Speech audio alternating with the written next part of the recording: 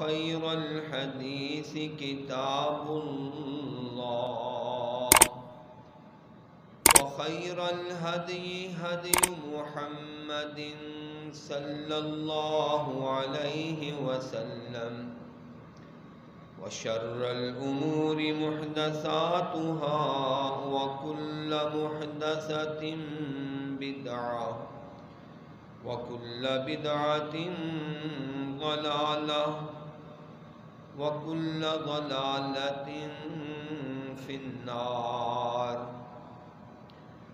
يا أيها الذين آمنوا اتقوا الله حق تقاته ولا تموتن إلا وأنتم مسلمون يا أيها الناس اتقوا ربكم الذي خلقكم من نفس واحدة وخلق منها زوجها وبث منهما رجالا كثيرا ونساء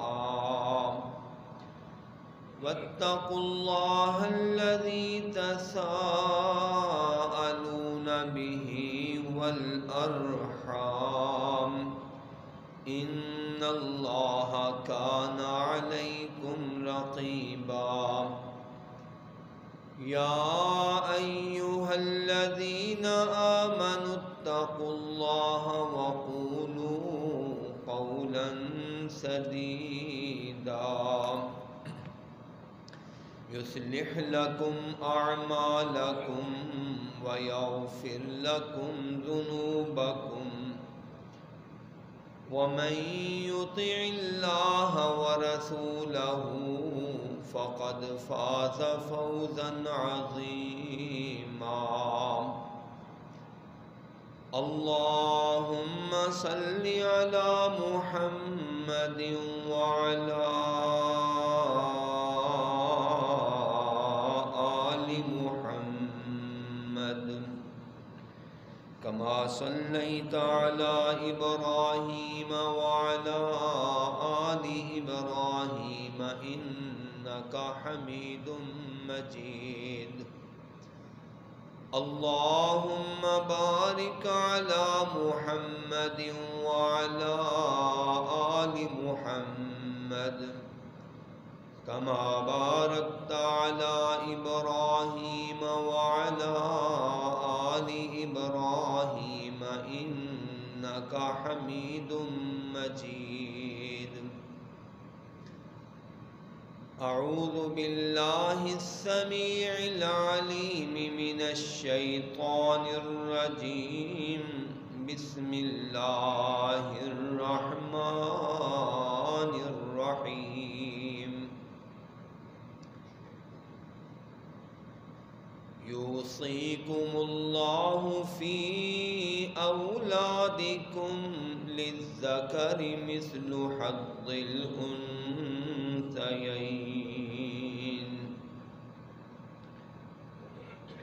وقال الله تبارك وتعالى في مقام آخر يبين الله لكم أن تضلوا والله بكل شيء عليم قال النبي صلى الله عليه وآله وسلم الحقوا الفرائض بأهلها فما بقي فهي لأولى رجل ذكر رواه البخاری۔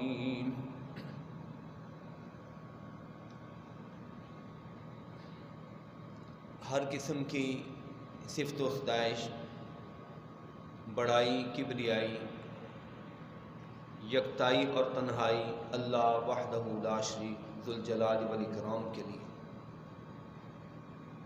جو تنہا کل کائنات کا خالق و مالک، داتا و دستگیر ہے، درود و سلام ہوں جناب سید ولد آدم، سید الابرار، دانائے سبل، ختم الرسل، مولائے کل، جناب محمد کریم محمد مصطفیٰ احمد مجتبیٰ صلی اللہ علیہ وآلہ وسلم کی ذات اقدس میں۔ اس کے بعد اللہ کی رحمتوں کا، فضل و کرم کا نزول ہو اللہ کے ان تمام بندوں پر، بندیوں پر جنہوں نے اپنے اپنے وقت میں اللہ کی بندگی خود بھی کی اور لوگوں کو کرنے کی تلقین بھی کی۔ اس دنیا سے رخصت ہو گئے تو اللہ ان سے راضی ہو، رحمتوں کا نزول فرمائے، اور اگر زندہ موجود ہیں تو اللہ پاک زندگی کے اندر برکتیں، عافیتیں اور اپنی بندگی کی مزید توفیقیں عطا فرمائے۔ حضرات ذی وقار، بلا شک و شبہ شریعت مطہرہ میں، قرآن میں اور احادیث مصطفی میں جو کچھ بیان کیا گیا ہے، جتنا کچھ کہا گیا ہے، یقیناً ہر حوالے سے اس کے اندر ہمارے لیے بھلائی ہے، بہتری ہے، خیر خواہی ہے، صلاح و فلاح ہے، اس میں کوئی شک و شبہ نہیں۔ یہ علیحدہ بات ہے کہ کسی چیز کی حیثیت کم ہوتی ہے، کسی کی زیادہ ہوتی ہے۔ جگہ کے لحاظ سے، شخصیات کے حوالے سے بعض چیزوں کی حیثیت بعض نوعیتوں کے حوالے سے، بعض اوقات کے حوالے سے کم اور زیادہ ہو سکتی ہیں۔ مثال کے طور پر نبی پاک علیہ السلام نے فرمایا کہ جھوٹ ایک گناہ ہے، جھوٹ ایک لعنت ہے، بہت بڑا کبیرہ گناہ ہے۔ آپ نے فرمایا ہر آدمی کا گناہ ہے، جھوٹ ہے، لیکن جو آدمی با اختیار ہو، با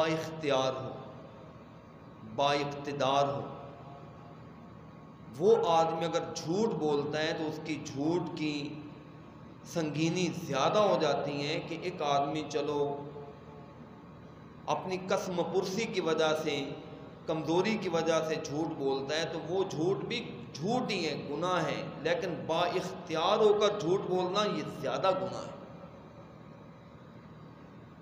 اسی طرح آپ علیہ السلام نے فرمایا کہ زنا تو گناہ ہے، ہر حوالے سے گناہ ہے۔ ایک آدمی بوڑھا ہو کر بھی یہ لت نہیں چھوڑتا، یہ گناہ نہیں چھوڑتا، تو آپ نے اس کو زیادہ سنگین گناہ قرار دیا ہے کہ اس عمر میں پہنچ کر بھی خوف خدا نہیں ہے۔ اگرچہ دونوں شخصوں کا گناہ، لیکن گناہ کے بعض اوقات نوعیت میں فرق آ جاتا ہے۔ گناہ باہر کھڑے ہو کر بازار میں آپ کریں تب بھی گناہ ہے، مسجد کے اندر کریں تب بھی گناہ ہے، لیکن مسجد کے اندر کیا ہوا گناہ، اس کی نوعیت، اس کی سنگینی عام جگہ پر کیے ہوئے گناہ کی نسبت زیادہ ہو۔ جس طرح حدیث پاک میں ہے کہ عام وقت میں جھوٹی قسم اٹھانا وہ بھی گناہ ہے، لیکن عصر کی نماز کے بعد قسم جھوٹی اٹھانا یہ زیادہ سنگین گناہ ہے، یہ زیادہ سخت گناہ ہے۔ تو عرض یہ کر رہا تھا کہ اللہ کے جتنے بھی احکامات ہیں وہ اپنی جگہ پر حیثیت رکھتے ہیں، ضرور حیثیت رکھتے ہیں۔ یہ ضرور ہے کہ بعض اوقات کسی چیز کی حیثیت زیادہ ہوتی ہے، کبھی کم ہوتی ہے۔ قرآن پاک کے اندر کچھ مسائل اس طرح کے کہ حضرات جن کی سنگینی اللہ پاک نے بڑی شدت کے ساتھ ذکر کی، منافقت ہیں جس کو نفاق کہا گیا ہے، شرک ہے، کفر ہے، ان کی سنگینی بہت زیادہ ہے۔ کوئی آدمی مسلمان ہو کر اگر قتل ناحق کرتا ہے، اس کی سنگینی بہت زیادہ ہے، بہت زیادہ ہے۔ یہ ایک علیحدہ ٹاپک ہے جس کے اوپر علیحدہ سے بات چیت کی جائے گی، لیکن آج میں آپ کے سامنے جس حوالے سے بات چیت کرنا چاہتا ہوں، اللہ پاک نے اس کو قرآن پاک کے اندر بڑی شرح و پسند کے ساتھ ذکر کیا ہے، اور شاید آپ نے بہت کم اس بارے میں سنا ہوگا یہاں پر، اور امید ہے آپ نے سنا بھی ہو، لیکن میں اپنے انداز میں قرآن اور سنت سے دلائل پیش کر کے آپ کے سامنے یہ مسئلہ رکھنا چاہتا ہوں۔ یہ مسئلہ ہر گھر کی ضرورت ہے، ہر فرد کی ضرورت ہے، بلکہ میں سمجھتا ہوں عورتوں سے زیادہ مردوں کی ضرورت ہے، میرے اور آپ کی ضرورت ہے۔ آپ یقین جانیں یہ مسئلہ میں کسی آواز تھوڑی سی صحیح کریں، بہت تیز ہے، ایسے ہی چلے گی؟ اچھا، ہر گھر کا مسئلہ ہے۔ جتنے مسائل سامنے آتے ہیں، فتاوی جات لوگ پوچھنے کے لیے آتے ہیں، ہر فرد کی یہ ضرورت بنی ہوئی ہے، اور کچھ لوگوں کی بدعمالی کی وجہ سے درد سر بن چکا ہے۔ یہ وہ مسئلہ جس کے بارے میں نبی پاک علیہ الصلوۃ والسلام نے فرمایا تھا کہ لوگوں، ایسا علم وَهُوَ يُنْسَى وَأَوَّلُ شَيْءٍ يُنْزَعُ مِنْ أُمَّتِي، سیدنا حضرت ابو ہریرہ رضی اللہ تعالیٰ عنہ کی روایت ہے، دارقطنی اور ابن ماجہ میں مروی ہے کہ میری امت سے ایک علم سب سے پہلے اٹھا لیا جائے، اور وہ علم وراثت ہے۔ وراثت کے حوالے سے آج میں آپ کے سامنے چند معروضات پیش کرنا چاہوں گا کہ اللہ نے، اس کی شریعت نے، پیغمبر نے، آپ کے فرامین نے ہمارے لیے، مردوں کے لیے، عورتوں کے لیے، چھوٹوں کے لیے، بڑوں کے لیے کیا حصے رکھے ہیں، کس طرح وراثت کو تقسیم کرنا چاہیے۔ اس حوالے سے کوئی آدمی الا ماشاءاللہ 100 میں سے آپ کو کوئی ایک آدمی نظر آ جائے، برا نہ مانیے گا، آپ کہیں گے 1000 آدمی موجود ہیں، آپ نے زیادہ سے زیادہ 10 آدمیوں کی صفائی دی ہے، باقی 990 آدمی ایسے ہیں۔ شاید یہاں پر تناسب کوئی بہتر ہو، میں اپنے علاقے کی بات کر رہا ہوں، وہاں پر تو تناسب ایسے ہی ہیں کہ الا ماشاءاللہ کوئی آدمی اپنے بھائیوں کا، بالخصوص اپنی بہنوں کا حصہ دینے کے لیے تیار ہوگا یا دے چکا ہوگا، وگرنہ الا ماشاءاللہ کے سوا ہر آدمی اپنی بہنوں کے، اپنی بچیوں کے، اپنے اس سلسلے میں غصب کا شکار ہے، ظلم کا شکار ہے اور زیادتی کا شکار۔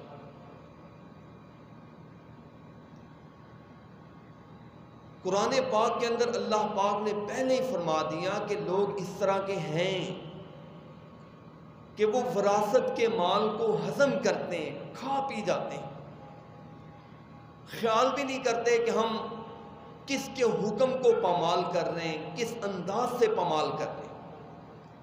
حضرات انشاءاللہ یہ سورہ الفجر کی آیتیں میں آخر میں ذکر کروں گا۔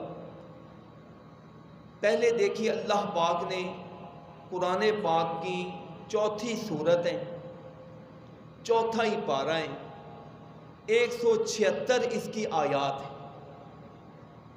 اس کے اندر اللہ پاک نے بڑی ترتیب کے ساتھ، تسلسل کے ساتھ اس مسئلے کا تذکرہ کیا ہے کہ لوگوں، یہ نظام وراثت، کوئی آدمی فوت ہو جائے تو اس کے ورثاء میں سے کس کو ملنا ہے، کتنا ملنا ہے، یہ اللہ کے ذکر کردہ قواعد اور ضوابط ہیں، یہ اللہ کی حدود ہیں، ان کے اندر زیادتی کرنے کی کوشش نہ کرنا، یہ اللہ کا حکم ہے۔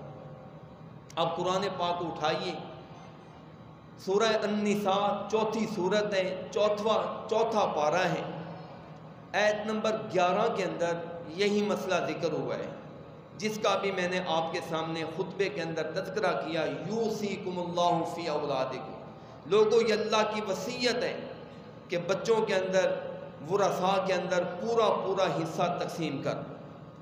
آیت نمبر 12 کے اندر یہی مسئلہ، اور پھر اس کے بعد تسلسل کے ساتھ یہی مسئلہ اسی صورت کی آخری آیت نمبر 176 کے اندر یستفتونک قل اللہ یفتیکم فی الکلالہ کہہ کر ذکر کیا، اور درمیان کے اندر مزید سمجھانے کے لیے اللہ پاک نے کچھ مزید آیتوں کے اندر تذکرہ کیا ہے۔ اب میں آپ کے سامنے وہ قرآن کی آیتیں پڑھتا ہوں، ان کے اندر ذکر کرتا اللہ کے حکم کی تاکید کو ذکر کرتا ہوں، پھر احادیث کے ساتھ اس کی وضاحت کرنا چاہتا ہوں۔ قرآن پاک سورہ النساء، سب سے زیادہ آیتیں اس حوالے سے اللہ نے یہاں پر ذکر کی۔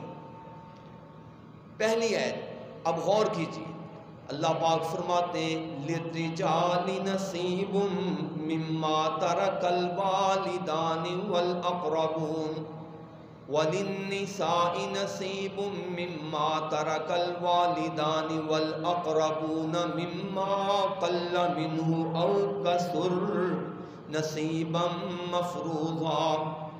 آیت کا مطلب یہ ہے کہ مرد ہو یا عورت ہو، جب وہ کسی کا وارث بن رہا ہو تو اللہ پاک نے اس کا حصہ مقرر کر دیا ہے۔ لوگوں اس کا پورا حصہ جو اللہ نے نصیبا مفروضا، جو اللہ پاک نے حصہ فرض کر دیا ہے، وہ اس کو پورا پہنچا دو۔ پہلی آیت۔ دوسری آیت میں اللہ پاک فرماتے ہیں وَأُولُو الْأَرْحَامِ بَعْضُهُمْ أَوْلَى بِبَعْضٍ فِي كِتَابِ اللَّهِ ان اللہ بکل شیء علیم۔ تیسری آیت میں اللہ فرماتے ہیں وَأُولُو الْأَرْحَامِ بَعْضُهُمْ أَوْلَى بِبَعْضٍ فِي كِتَابِ اللَّهِ مِنَ الْمُؤْمِنِينَ وَالْمُهَاجِرِينَ إِلَّا أَن تَفْعَلُوا إِلَىٰ أَوْلِيَائِكُمْ مَعْرُوفًا كَانَ ذَلِكَ فِي الْكِتَابِ مَسْطُورًا۔ اللہ رب العالمین نے قرآن پاک کی ان آیات کے اندر وراثت کے مسائل کو ذکر کرتے ہوئے کہا میرے بندو فی کتاب اللہ، یہ میری کتاب کے اندر لکھے ہوئے مسئلے۔ کہیں اللہ فرماتے کان ذالک فی الکتاب مسطورا، لوگوں یہ کتاب کے اندر سطر در سطر لکھ دیے گئے، یہ فرض کر دیے گئے، یہ مقرر کر دیے گئے۔ اور کہیں اللہ پاک فرماتے ہیں یوصیکم اللہ فی اولادکم للذکر مثل حظ الانثیین۔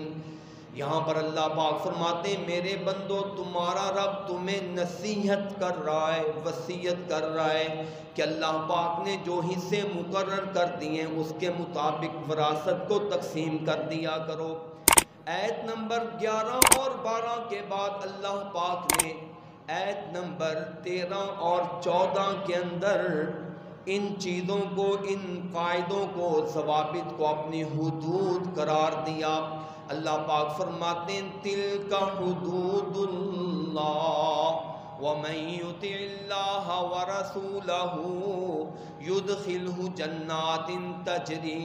یہاں پر اللہ پاک فرماتے ہیں میرے بندو یہ میری حدود ہیں، یہ میرے ضابطے اور قاعدے ہیں جو اللہ پاک نے مقرر کر دیے ہیں۔ جو آدمی ان کی پاسداری کرے گا اللہ پاک اس کو جنتوں کا امین بنا دے گا۔ اور اگلی آیت میں اللہ فرماتے ہیں وَمَن يَعْصِ اللَّهَ وَرَسُولَهُ، جو آدمی نافرمانی کرے گا اللہ کی اور اس کے رسول کی، وَيَتَعَدَّ حُدُودَهُ، اور اس کے مقرر کردہ ضابطوں کی پاسبانی نہیں کرے گا، ان کو کراس کرنے کی کوشش کرے گا، اللہ کی حدود کو پھلانگنے کی کوشش کرے گا۔ وَيَتَعَدَّ حُدُودَهُ، یدخلہ نارا خالدا فیہا، اللہ پاک ایسے شخص کو ایسی جہنم میں داخل کر دے گا جس میں وہ ہمیشہ کے لیے جلتا اور سڑتا رہے گا۔ اللہ رب العالمین نے پھر اس بات کو سمجھانے کے لیے شروع میں یہ بھی ذکر کیا، میرے بندو یاد کرو، وَلْيَخْشَ الَّذِينَ لَوْ تَرَكُوا مِنْ خَلْفِهِمْ ذُرِّيَّةً ضِعَافًا خَافُوا عَلَيْهِمْ فَلْيَتَّقُوا اللَّهَ وَلْيَقُولُوا قَوْلًا سَدِيدًا۔ لوگوں، تم اپنی اولاد کے بارے میں تو ڈرتے ہو نا، ہر بندے کو فکر ہوتے ہے، یار اگر مجھے کچھ ہو گیا، اگر میں ایکسیڈنٹ کا شکار ہو گیا، موت کے منہ میں چلا گیا، میری چھوٹی اولاد کا کیا بنے گا، میرا کیا بنے گا، میری اولاد کا کیا بنے گا۔ اللہ پاک فرماتے ہیں لوگو تم اپنی اولاد کے بارے میں تو فکر مند ہو، ایسے کرو تم اپنے دوسرے بھائیوں اور بہنوں کی اولادوں کی فکر کیا کرو، اللہ تمہاری اولاد کی بھی فکر کرنے والا معاملہ فرما دے گا۔ دیکھیں جی، آپ کوئی آدمی یہ چاہتا ہے نا، یقیناً اگر کوئی آدمی چاہتا ہے نا اللہ پاک اس کے معاملے کو بہتر فرما دے، آپ کسی کے لیے بہتری سوچنا شروع کر دیں، اللہ آپ کے معاملے کو بہتر فرما دے، اللہ آپ کے معاملے، یہ شرطیہ بات ہے۔ شاید میں نے پہلے بھی ذکر کیا تھا، دوبارہ یہ سن لیں، آقا علیہ السلام نے اپنی مختلف احادیث کے اندر قبولیت دعا کے حوالے سے فرمایا، لوگو اللہ سے مانگا کرو، اللہ سے مانگا کرو، ہر وقت مانگا کرو۔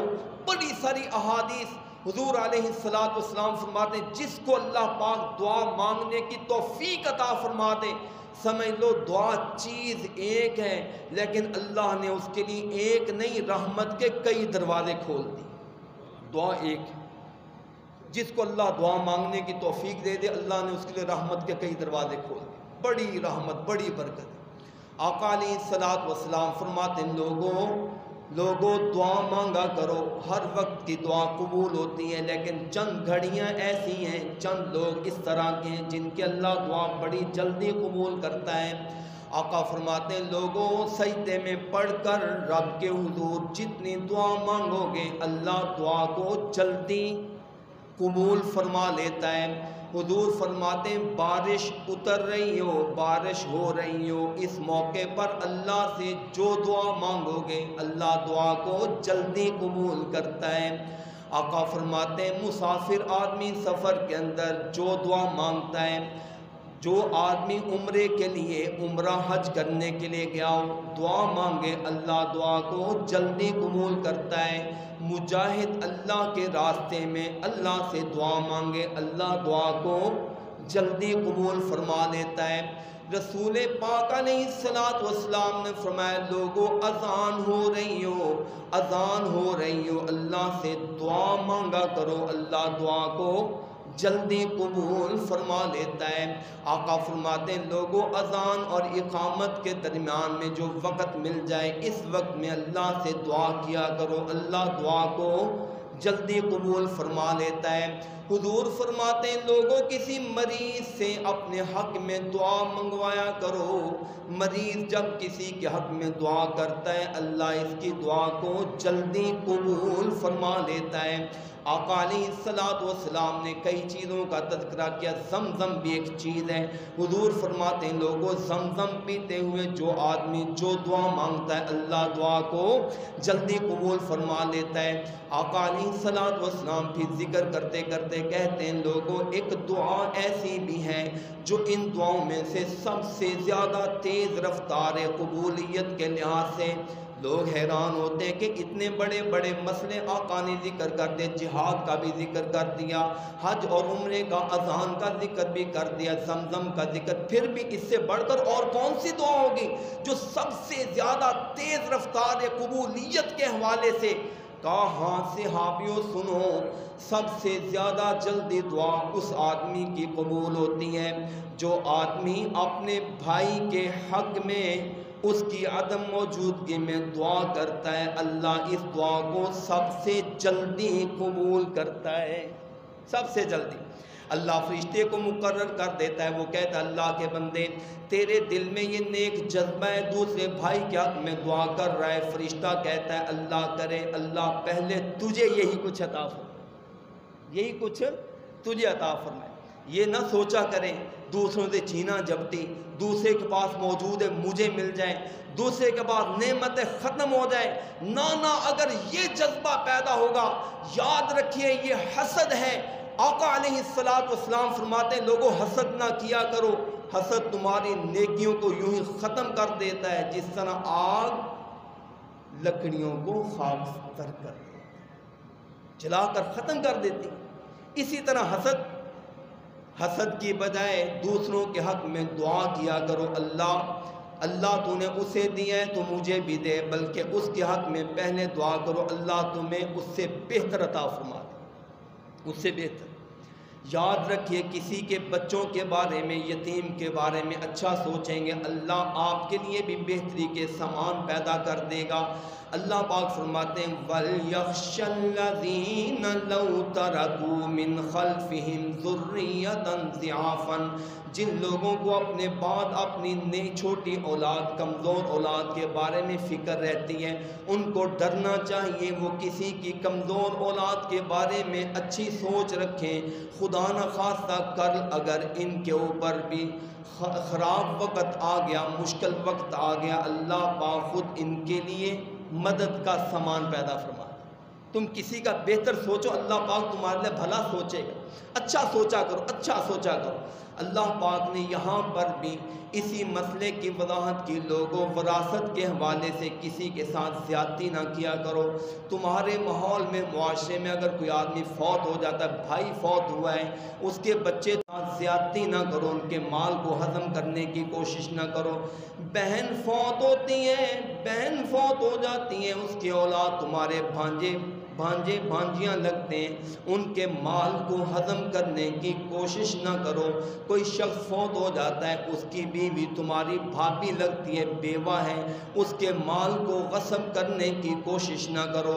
یاد رکھو اگر تم کسی کے بارے میں بھلا نہیں سوچو گے کل تمہارا بھی بھلا نہیں ہوگا۔ قرآن پاک میں اللہ پاک نے یہ قاعدہ ذکر کیا ہے کہ وَلَا يَحِيقُ الْمَكْرُ السَّيِّئُ إِلَّا بِأَهْلِهِ، لوگوں یاد کر لو جتنی تم کسی کے حق میں بری سازش سوچو گے کل وہ تمہارا اتنا ہی نقصان خود کر دے گی۔ کسی کے بارے میں اگر گڑھا کھودو گے تو کل تمہارے لیے گڑھا کھودا جائے گا۔ وہ جو فارسی میں کہا جاتا ہے نا کہ چاہ کنرا چاہ درپیش، کیا مطلب جو آدمی کسی کے لیے گڑھا کھودتا ہے کل وہ خود بخود اس گڑھے کا خود بھی شکار ہو۔ بھلا سوچا کرو، اچھائی سوچا کرو، لوگوں کے لیے نیکی سوچا کرو۔ تم کسی کے حق میں بھلائی اور خیر سوچو گے اللہ تمہارے لیے خیر اور بھلائی کے اسباب مہیا فرما دے۔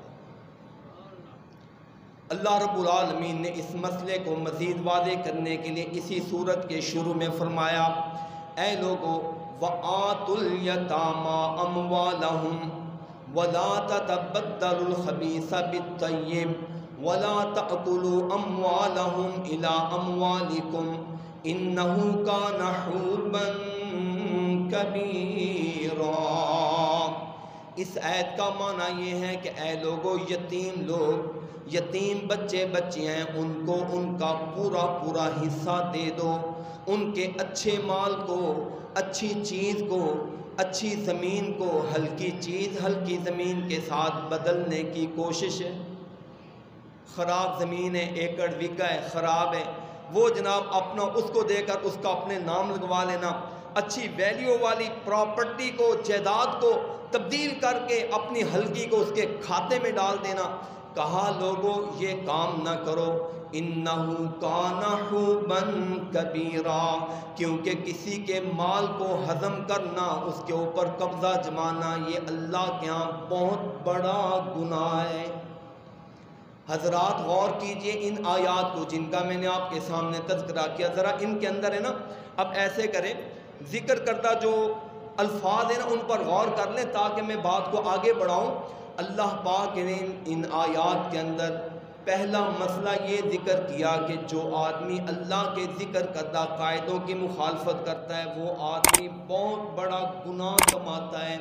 اللہ پاک نے ان آیات کے اندر یہ بھی ذکر کیا ہے کہ لوگوں یہ احکامات یوصیکم اللہ، کہیں کہا یوصا بہا، کہیں کہا وصیۃ من اللہ، یہ سارے لفظ اس مسئلے کی اہمیت اور حیثیت کو اجاگر کرتے ہیں۔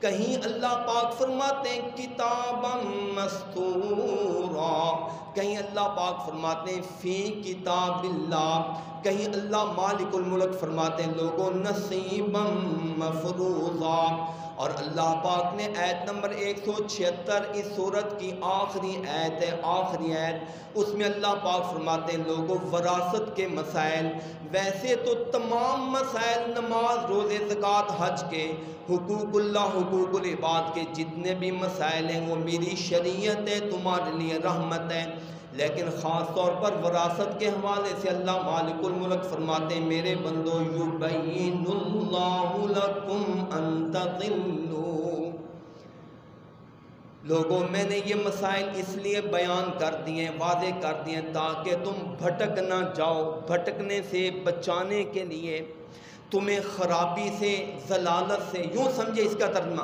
ضلالت سے بچانے کے لیے اللہ پاک نے یہ مسئلے ذکر کر دیے ہیں تاکہ تم ضلالت کا شکار نہ ہو، ذلت اور پریشانی کا شکار نہ ہو۔ اب جناب جو آدمی رات دن عدالتوں کے کچہریوں کے چکر لگا رہا ہے اور وہاں جا کر یہ بیان بازیاں کر رہا ہے، جا کر حلف اٹھا رہا ہے، وہاں پر شہادتیں پیش کر رہا ہے، جھوٹے گواہوں کو پیش کر رہا ہے کہ جناب میرا بھائی کوئی نہیں ہے، میں ایک ہی ہوں، تھا بھائی فوت ہو چکا ہے، یا جا کر عدالت میں یہ بیان ریکارڈ کروا رہا ہے کہ میری بہنیں فوت ہو چکی ہیں، وراثت کے اندر کوئی اور حصے دار نہیں ہے۔ یاد رکھیے جو آدمی دنیا کے اندر، دنیا کی عدالت کے اندر اپنے بہنوں کے حق کو قسم کرنے کے لیے، اپنے بھائیوں کو حق کے وراثت سے محروم کرنے کے لیے جھوٹا قرآن اٹھا لے، وہاں جا کر جھوٹے شاہد پیش کر دے، وہاں جا کر جھوٹے گواہ پیش کر دے، یاد رکھیے اللہ رب العالمین فرماتے ہیں میرے بندو تمہیں ضلالت، ذلت اور خرابی سے بچانے کے لیے میں نے اصول وضع کیے تھے، اپنی حدود کو نافذ کیا تھا۔ تم کیسے ظالم لوگ ہو کہ دنیا کے چند ٹکوں کی خاطر اپنے زندہ وارثوں کو مردہ قرار دے کر ذلت کا سودا کر رہے ہو۔ یاد رکھو جس ذلت سے بچانا چاہتا تھا اگر تم اس سے نہیں بچنے کی کوشش کر رہے، اپنے آپ کو ذلیل کر رہے ہو، تو یاد رکھو جو آدمی میرے ضابطوں کو توڑ کر اپنی مرضی، من مرضی کرتے ہوئے فیصلے لاگو کرنے کی کوشش کرے گا، اللہ پاک فرماتے ہیں دنیا کے اندر بھی ذلیل ہوگا اور آخرت کے اندر بھی جہنم کا شکار ہو جائے گا، آخرت کے اندر جہنم کا شکار۔ اور دیکھیں یہ کتنی میٹھی چیز نظر آنے والی، یہ وراثت ہے جناب، یہ وراثت دینے کا دل نہیں چاہتا۔ جب بندے کو پتہ چلتا ہے جناب 10 ایکڑ ہیں، ہم 2 بھائی ہیں، 4 بہنیں ہیں، اب جناب اگر ان کو تقسیم کرنے لگے بہنوں کے پاس بھی حصہ چلا جائے گا، بہنیں ہماری پراپرٹی کو تقسیم کرنے والی ہو جائیں گی۔ کئی علاقوں کے اندر یہاں تک ظلم ہوتا ہے، ایسی بہنوں کو بن بیاہے بٹھا لیتے ہیں، شادی نہیں کرتے۔ ہم نے ان کا نکاح قرآن کے ساتھ کر دیا ہے، اس لیے تاکہ بہنیں اگر شادی والی ہو گئی، شادی شدہ ہو گئی، ان کو وراثت سے حصہ دینا پڑے گا۔ یاد رکھے یہ ظلم عظیم ہے، اللہ کی دھرتی پر اتنا بڑا ظلم ہے، اس کی جس قدر اس کی مذمت کی جائے اتنا ہی تھوڑا ہے۔ اور اس سے آگے بڑھ کر دیکھیے جو لوگ اپنے آپ کو اہل سنت سمجھتے ہیں، اپنے آپ کو بریلوی سمجھتے ہیں، اپنے آپ کو دیوبندی سمجھتے ہیں، اپنے آپ کو اہل حدیث کہتے ہیں، لیکن اللہ کے گھروں کو آباد کرنے کے باوجود، نماز روزے کی پابندی کے باوجود، کئی مرتبہ عمرے اور حج کرنے کے باوجود اپنی بچیوں کو اپنی بچیوں کو حق کے وراثت سے محروم کرتے ہیں۔ یاد رکھیے ان کا کسی فرقے کے ساتھ تعلق نہیں ہے، کسی مسلک کے ساتھ تعلق نہیں ہے. میں کھلے لفظوں میں کہتا ہوں وہ آدمی اہل سنت اہل حدیث نہیں ہو سکتا جو اپنی بچیوں کو حق وراثت سے محروم کرتا ہے. وہ کیسے اہل سنت ہے؟ وہ کیسے اہل حدیث ہے؟ سنا میں نے بڑے بڑے لوگوں سے، وہ کہتے ہیں جناب، کوئی کہتا ہے جناب ہمارے ہاں رواج نہیں ہے، بچیوں کو وراثت دینے کا رواج نہیں. جناب تم اپنے رواج کی بات کرتے ہو، یہ رب کا رواج ہے، یہ مصطفیٰ علیہ السلام کا فرمان ہے. آقا کی بات کے ہوتے ہوئے اپنے رواج کو ترجیح دینا، اسی کو تو اللہ نے کفر قرار دیا ہے، اسی کو اللہ پاک نے بغاوت قرار دیا ہے. رواج کی بات کرتے ہو، رب اور رسول کے حکم سے بڑھ کر کس کی بات ہوگی؟ یہ شریعت ہے، یقین جانیے یہ اللہ کا دین ہے جس کے اندر اللہ پاک نے چھوٹا ہے، بڑا ہے، مرد ہے، عورت ہے، ہر کسی کے حقوق کا تحفظ کیا ہے. وگرنہ آپ دیکھیے، آپ یہودیت کا مطالعہ کر کے دیکھیں. میں نے اس حوالے سے یہودیوں کی اصولی کتابوں کا پڑھ کر دیکھا ہے، مطالعہ کیا ہے.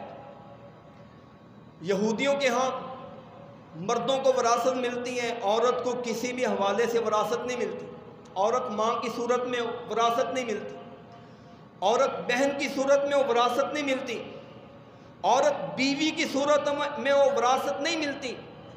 یہودیت کے اندر صرف عورت کو جب وہ لڑکی کی صورت میں ہو، بیٹی کی صورت میں ہو، بیٹی کی صورت میں صرف اتنا تحفظ ملتا ہے کہ جب تک باپ کی زیر پرورش ہے اس وقت تک وہ اس کا خرچہ اٹھانے کے ذمہ دار ہے. جب شادی کر دے گا اس کے بعد اس کو حق وراثت یہودیت کے اندر نہیں ملتا ہے.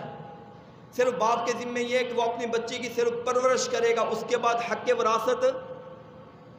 یہودیت کے آپ کتابوں کو پڑھ کر دیکھیں، یہودیوں کے ہاں عورتوں کے لیے ماں کی صورت میں، بہن کی صورت میں، بیوی کی صورت میں کوئی وراثت نہیں.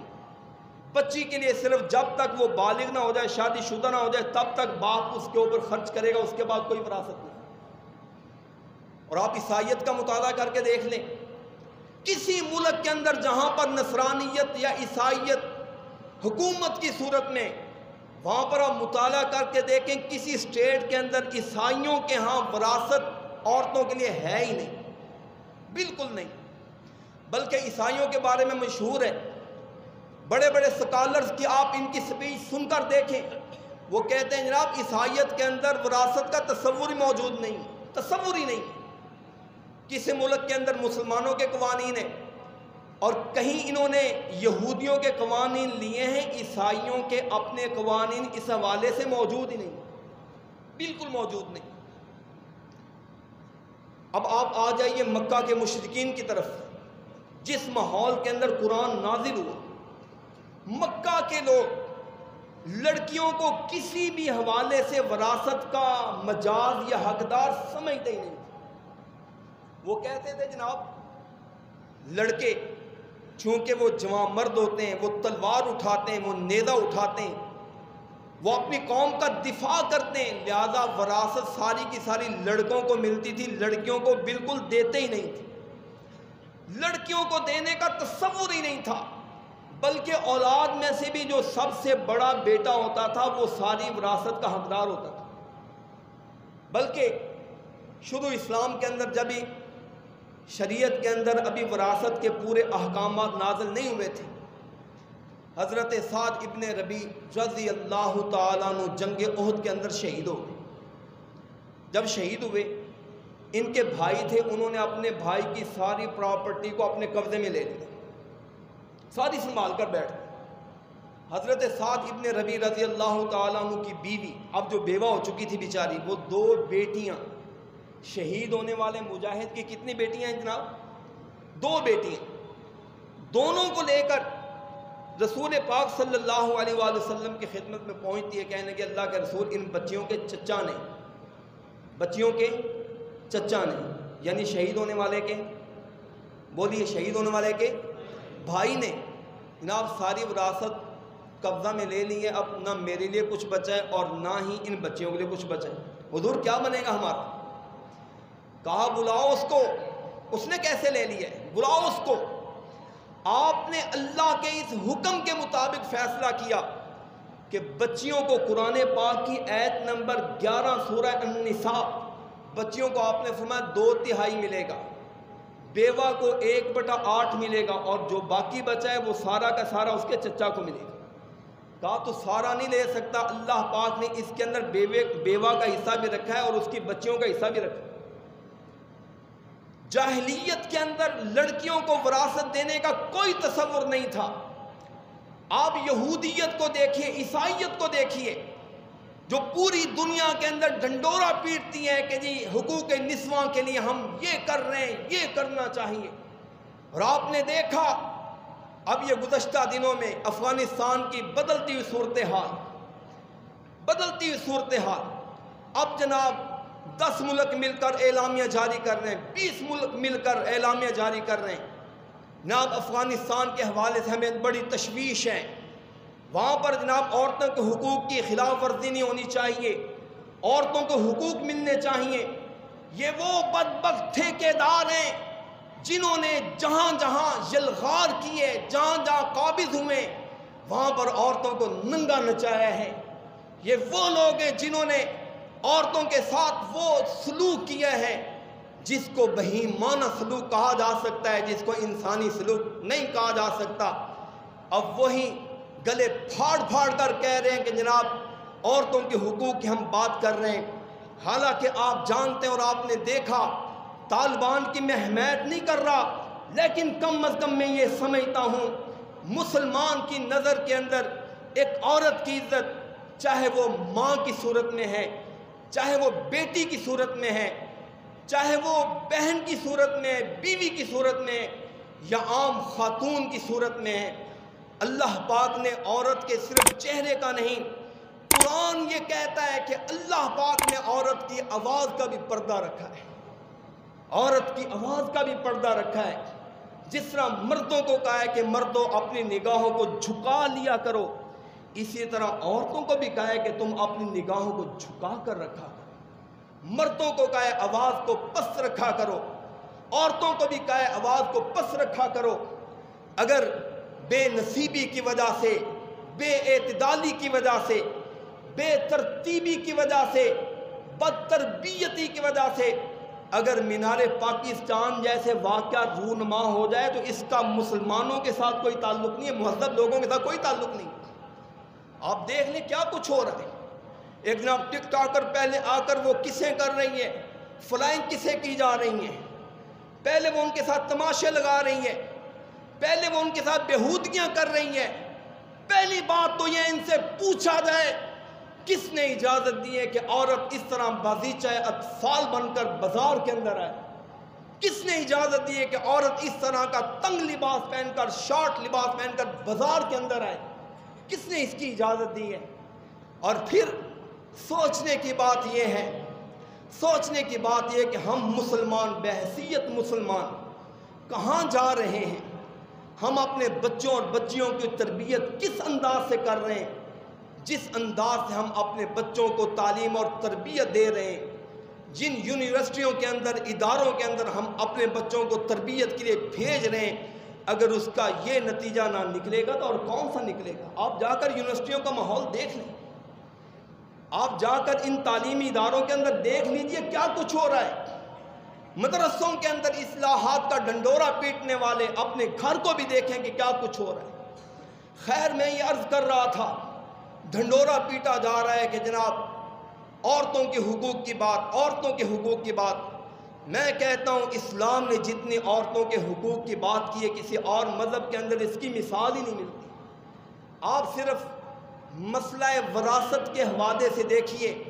میں دعوے کے ساتھ کہہ رہا ہوں یہودیت جو پوری دنیا کے مامے بنے پھرتے ہیں، عیسائیت جو پوری دنیا کے اوپر ورلڈ آرڈر کی بات کرتے پھرتے ہیں، ان کے اپنے قانون کے اندر عورتوں کے لیے حق وراثت موجود ہی نہیں.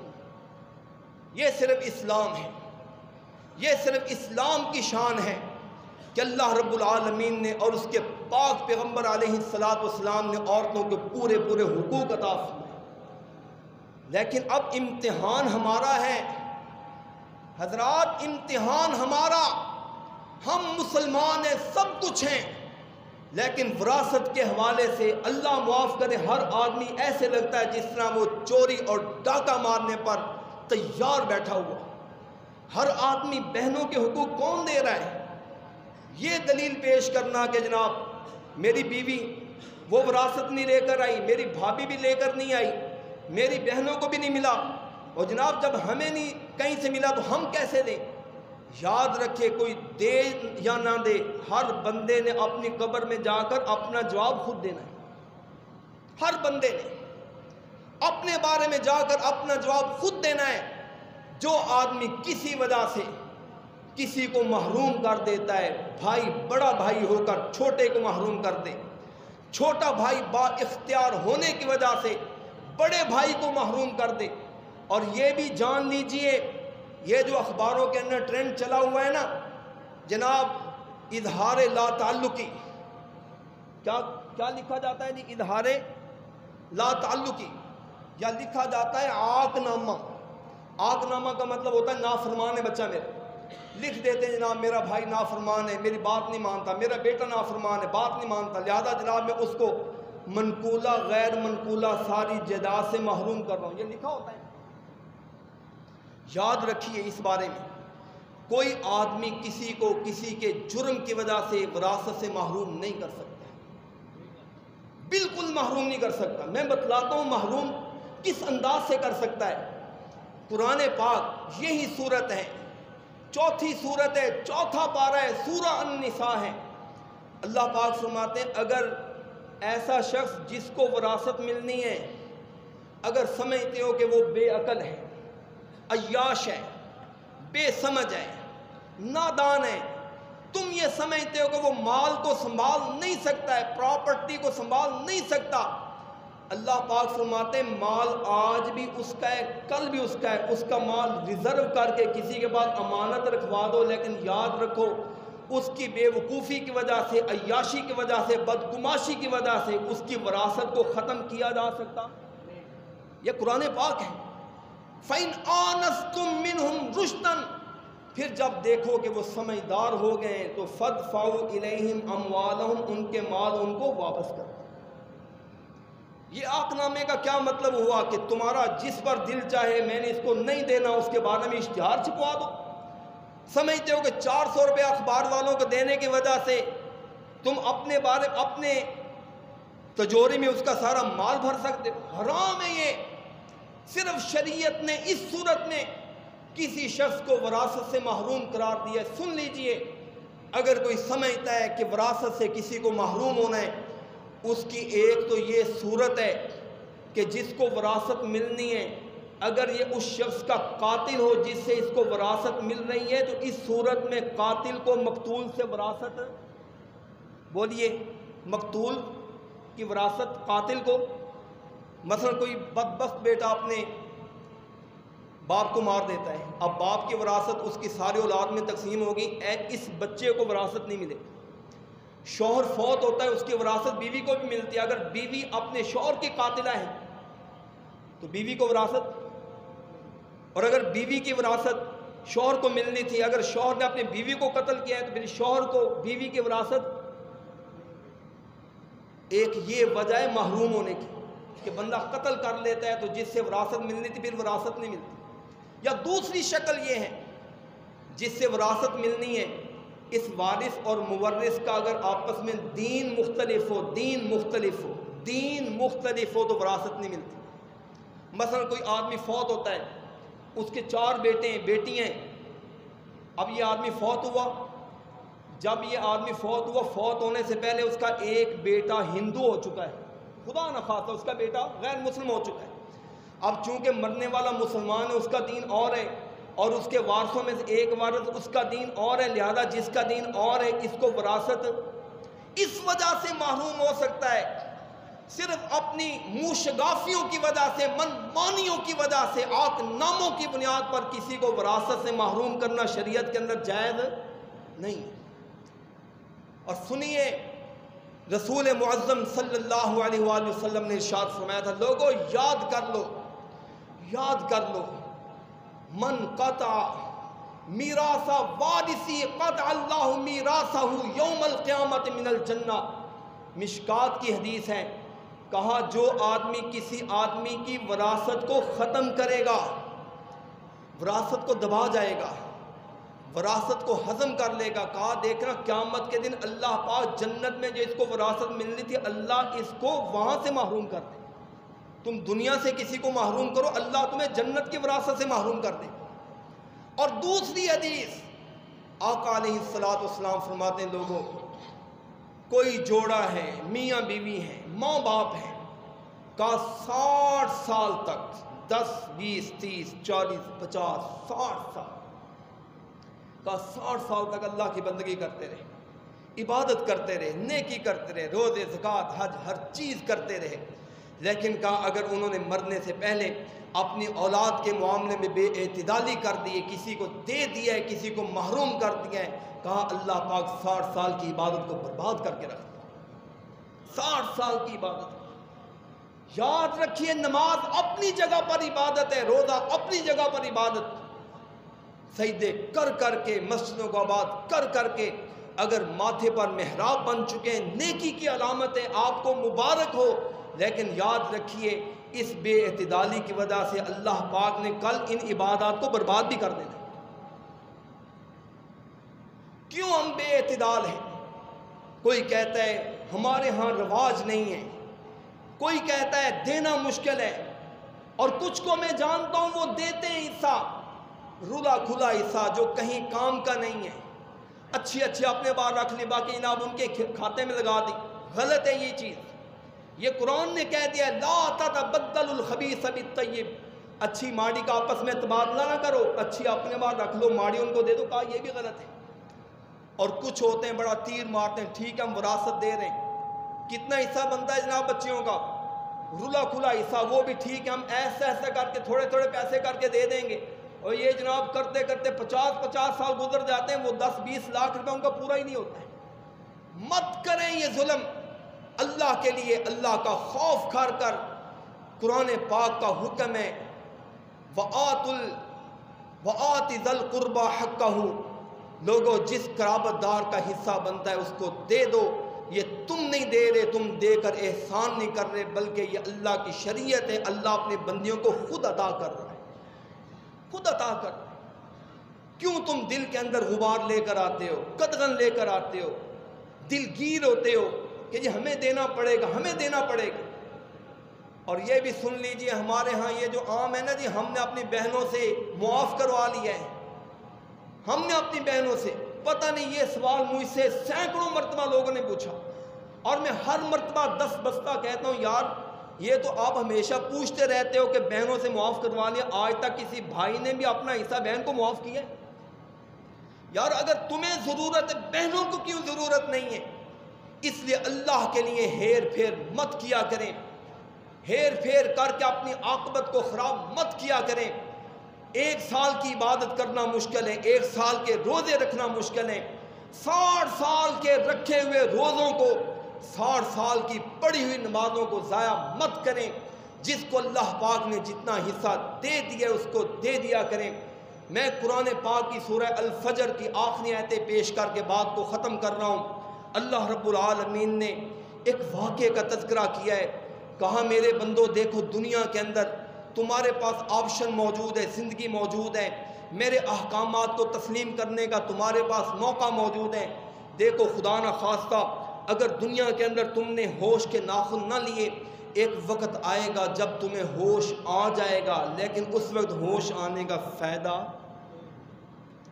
جی قرآن پاک کی سورہ الفجر اللہ پاک فرماتے ہیں وَتَأْكُلُونَ التُّرَاثَ أَكْلًا لَمًّا، میرے بندو کچھ تم میں سے ایسے بے نصیب ہیں کہ تَأْكُلُونَ التُّرَاثَ، کھا جاتے ہو تم وراثتوں کو، أَكْلًا لَمًّا، بڑے زوروں کے ساتھ، بڑے زبردست انداز میں، زور زبردستی سینہ زوری کے ساتھ تم وراثتوں کو ہضم کرنے کی کوشش کرتے ہو. کیوں کرتے ہو؟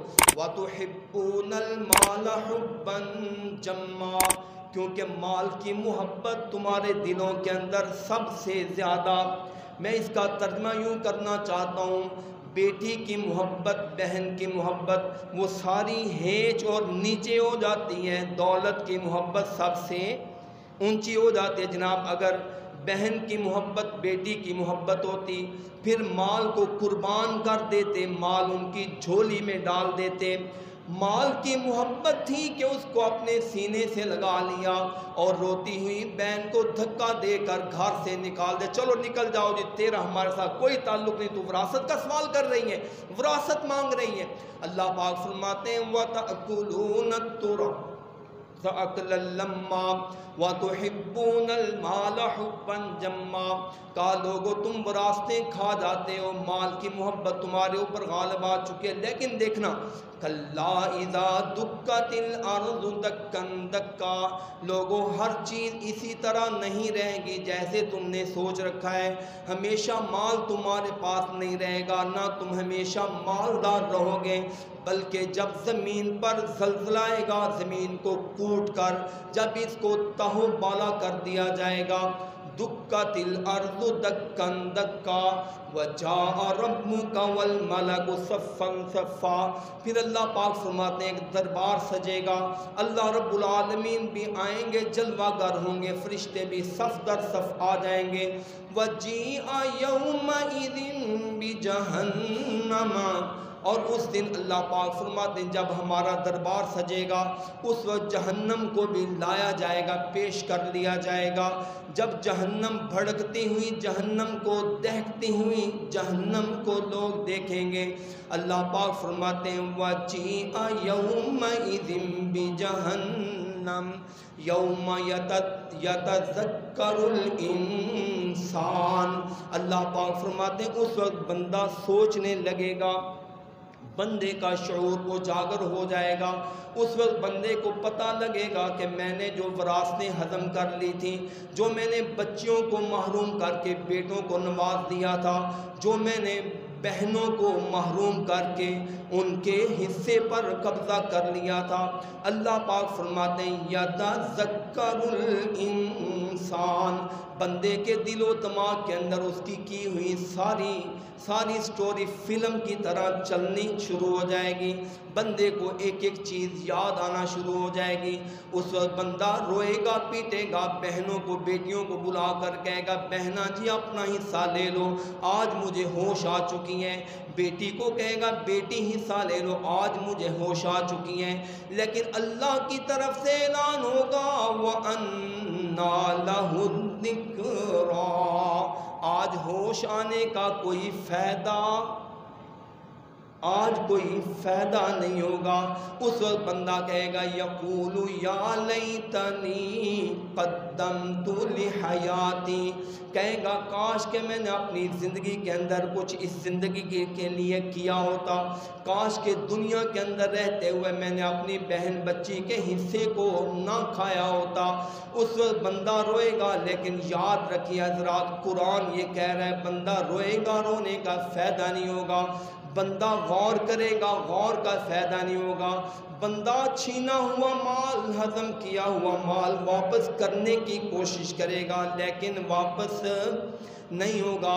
اللہ پاک فرماتے ہیں پھر اس کے بعد کیا ہوگا وَأَنَّى لَهُ الذِّكْرَى يَقُولُ يَا لَيْتَنِي قَدَّمْتُ لِحَيَاتِي فَيَوْمَئِذٍ لَا يُعَذِّبُ عَذَابَهُ أَحَدٌ وَلَا يُوثِقُ وَثَاقَهُ أَحَدٌ۔ آخری دو آیتوں میں اللہ پاک فرماتے ہیں بس اب فیصلہ یہ ہو جائے گا کہ اللہ ایسا عذاب دے گا جس جیسا کسی کا عذاب نہیں ہوگا، اللہ ایسی ہتھ کڑیاں لگائے گا، بیڑیاں پہنائے گا جس جیسی ہتھ کڑیاں اور بیڑیاں کسی کی نہیں ہوں گی۔ حضرات اس واقعے سے ذرا عبرت پکڑتے ہوئے غور موقع دیے ہیں، اللہ نے اگر صاحب وراثت بنایا ہے، اللہ پاک نے اگر پائی پیسہ رقبہ زمین عطا کی ہے، تو یاد رکھیے جس کا جتنا حصہ بنتا ہے اتنا دے دیجئے، کسی کا حصہ اپنے پاس نہ رکھیے۔ اللہ رب العالمین نے اس لیے قرآن پاک میں فرمایا لوگوں تم یہ سمجھتے ہو مال لے کر تم کھا رہے ہو ہضم کر رہے ہو، کہا نہیں نہیں یہ مال نہیں ہے، ان الذین یأکلون اموال الیتامی ظلما انما یأکلون فی بطونہم نارا۔ اللہ پاک فرماتے ہیں یہ مال نہیں بلکہ یہ آگ کے انگارے ہیں جو تم اپنے پیٹ کے اندر لے کر جا رہے ہو۔